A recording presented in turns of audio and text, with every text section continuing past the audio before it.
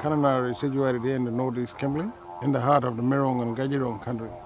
But here in Kunanurra we certainly do have our social issues here and social problems, especially in relation to maybe housing, employment, education, training, all them sort of things. Kunanurra is about 7,000 people during the off-season, which about 50% of that, or maybe a bit more, is Aboriginal. We've got about a 60 or probably about a 70 to 75% unemployment rate here in the East Kimberley. What we're trying to do is changing the status quo of our people in terms of engaging with the mainstream economy, getting our people educated, and basically sort of becoming part of Australia rather than languishing on welfare. I had a basic idea of what to expect, but it was nothing. It was nothing compared to what I really saw. I saw both sides. I saw the side that is really sad, but I also saw a side where they are so happy with the way that they are and the life that they lead. The reassuring thing is that there is some catalysts coming together and things are starting to move in a direction that will enable Aboriginal people to take advantage of some of the opportunities. So to be able to go to a large organisation like NAB and say, we need a HR person, we need somebody from the agribusiness, we need somebody from the IT section, to bolt those together is incredibly important. My project was about financial literacy.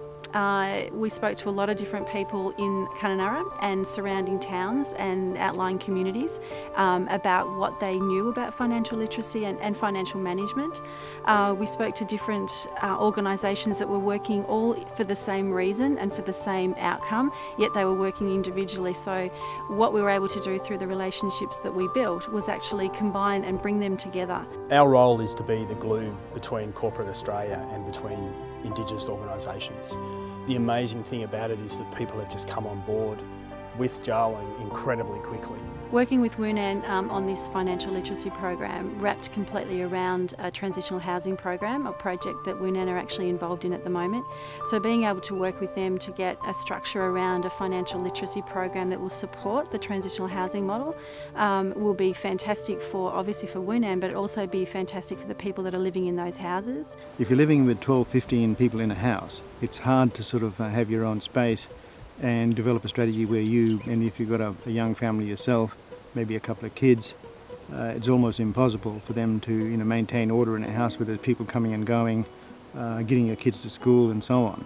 So transitional housing is a program that tries and gives the people an opportunity, their own space that they can control, and basically build sort of family structure and a family activities from there where they can go ahead and basically sort of take up jobs as well, of course. The model that we were actually able to work through and develop with WUNAN was actually based around helping the people, assisting them in the houses to actually have a better idea about money management so that they could stay in those houses, because the worst thing would be to put them in the house and not being able to actually stay there.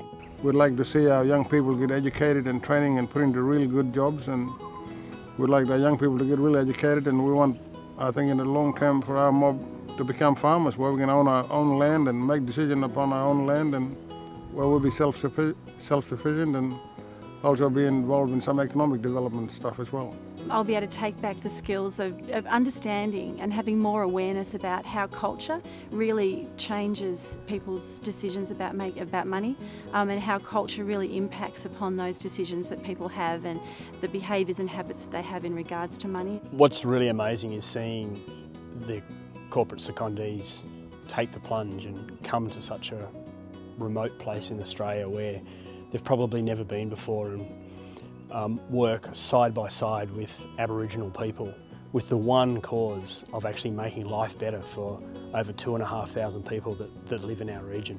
One of the other major things I'll take back to my work in Melbourne is behavioural flexibility, being able to do whatever it takes to actually get the outcome that you want, and it may take, there's so many different ways you can actually get that outcome, is actually just finding that right little path to get there, and working with others to actually get that final outcome that you really want. It's great having sort of big companies like NAB helping us in our struggles to do something that's real, and I look forward to working with them for many years to come.